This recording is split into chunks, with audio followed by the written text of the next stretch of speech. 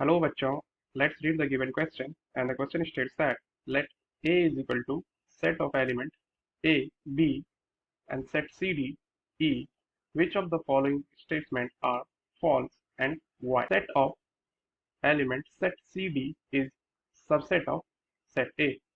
So the key concept to solve this question is suppose हमारे पास एक set S है और इसके एलिमेंट्स जो है वो P, Q and R, T, U है।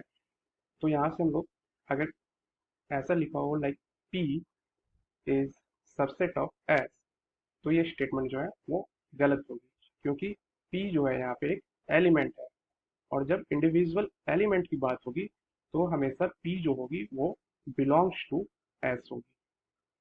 ओके, सिमिलरली अगर हम इस P को ऐसा लिख दें कि P इज, ये सेट है मीन सेट है जिसकी एलिमेंट P है, is subset of S, then this is true, this statement is true.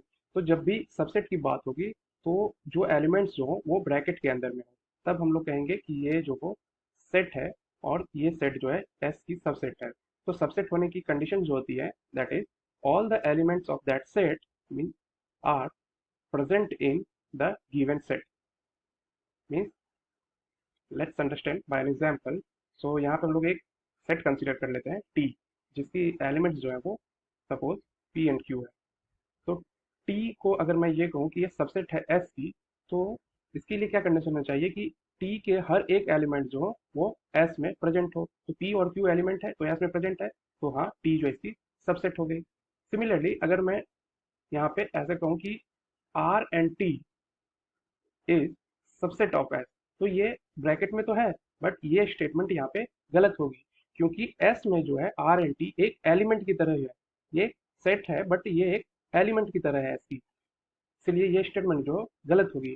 अगर मैं इसको ऐसे लिख दूं set of R and T, तो अब ये जो है ये सेट की तरह बिहेव करेगी और मैं ऐसा लिखूं कि ये सबसेट ऑफ एस है, तो ये स्टेटमेंट ट्रू होगी। बट यहाँ पे जो ये आर एंड टी है ये एस के लिए ये एक एलिमेंट है। तो इस कॉन्सेप्ट का यूज करके हम लोग इस क्वेश्चन को सॉल्व करेंगे।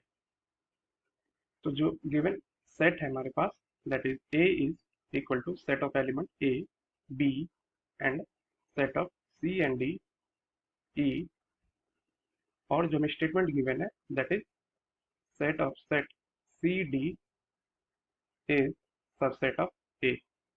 यहाँ से लोग देख सकते हैं कॉन्सेप्ट में हमने देखा था कि ये जो है एक अभी सेट की तरह है और ये सेट जो है इस ए में यहाँ पे अवेलेबल है। तो अगर सिर्फ ऐसा होता है कि सी डी बिलोंग्स टू ए तो ये गलत होता है, बट यहाँ पे जो गिवन है set of set C D, तो अंदर वाली ब्रैकेट ये तो एलिमेंट के लिए होगी और बाहर वाली जो ब्रैकेट है ये इसके सेट को रिप्रेजेंट करता है।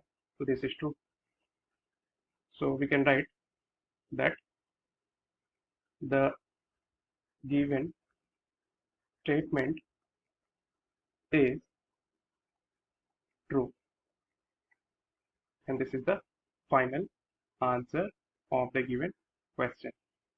I hope you understood the solution. Best of luck. Thank you.